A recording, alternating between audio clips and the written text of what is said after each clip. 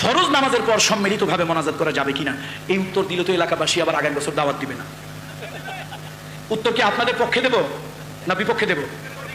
হ্যাঁ, আপনাদের পক্ষে না বিপক্ষে, কোন দিকে দেব? যেটা আলহামদুলিল্লাহ, আল্লাহ আপনাদেরকে কবুল করুন। এই একটা দারুণ দামি কথা বলেছেন। আল্লাহ আল্লাহ আমি গুনাহগার, নাখান্দা পাপী গুনাহগার, তোমার একজন ওলির আওলাদ, যোগ্যতা সম্পন্ন আওলাদ নয়। আমি মানুষগুলোর জন্য কলিজা থেকে দোয়া করছি, আল্লাহ কিয়ামতের ময়দানে তোমার হাবিবের হাতে হাউজে কাউসারের পানি তুমি নসিব করে দাও। একেবারে যোগ্য একটা কথা বলেছেন। আমরা ভয় পাই যে কোন দিকে উত্তর দেব, পক্ষের না বিপক্ষের। আসলে উত্তর হবে সঠিক, উত্তরটা দিতে হবে কি?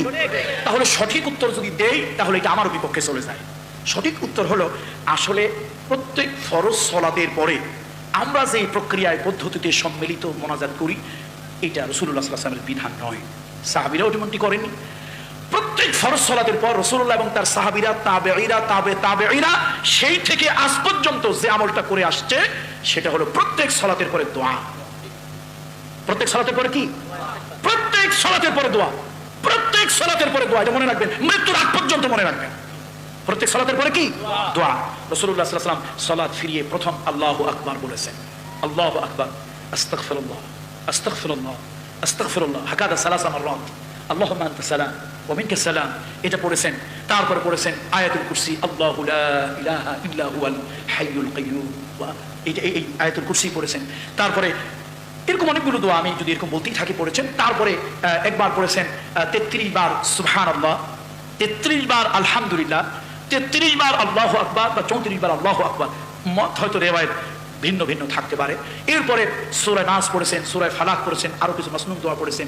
আল্লাহ নবী এরকম দোয়া হয়তো এটা সেটা একটু এদিক সেদিক হতে পারে, কিন্তু এটা প্রত্যেক সালাতের পরে রাসূলুল্লাহর আমল ছিল, সাহাবীদের আমল ছিল। একটা হাদিসের মধ্যে এসেছে, প্রত্যেক নামাজের পরে আয়াতুল কুরসি যারা নিয়মিত আমল যারা বানিয়ে নেবে, এই লোকটার মধ্যে বেহেশতের মধ্যে মৃত্যু ছাড়া আর কোনো পর্দা থাকবে না। এই আমলকারীর সাথে আর বেহেশতের সাথে কি নাই? মৃত্যু ছাড়া কোনো পর্দা নাই। কিন্তু এই মাসনুন দোয়াগুলি যারা রাসূল নিয়মিত পড়েছেন, সাহাবীরা পড়েছেন, তাবেঈরা পড়েছেন, আমার দেশের ইমাম সাহেবদের আর এই মুসল্লিদের কোন রোগে, কোন জিনে, কোন ভূতে, কোন প্রেত পিশাচে ধরলো যে নামাজ পড়ে সালাম ফিরাইতে দেরি, হাত তুলে মোনাজাত করতে দেরি? বরং একটা কথা কি জানেন, এই সত্য উচ্চারণটা করলে অনেকে আমার আহলে হাদিস বানিয়ে দিবে। সেটা হচ্ছে নামাজের পরপর এই সম্মিলিত দোয়ার কারণে নামাজের সালামের পরপর যে সুন্নত আমলগুলো আছে ওগুলো ছুটে যায়। এটা কিন্তু চরম বাস্তবতা। 33 বার সুবহানাল্লাহ, 33 বার আলহামদুলিল্লাহ, 33 বার আল্লাহু আকবার, আপনি মুনাজাত করে এই সুন্নতে দাঁড়ায় যান, ওই সুন্নত আপনি কখন আদায় করলেন? এটা হচ্ছে এক চরম বাস্তব কথা। কিন্তু আমরা ইমাম সাহেবরা এই কথা বললে পাবলিক আঙ্গুরে কিলেই যে এতদিন পরে এটা কইতে আইছো, এই জন্য চুপচাপ থাকি, থাক বাবা চলতে থাক। আমি মোনাজাতের বিপক্ষে নয়। রাসূলুল্লাহ যেভাবে সব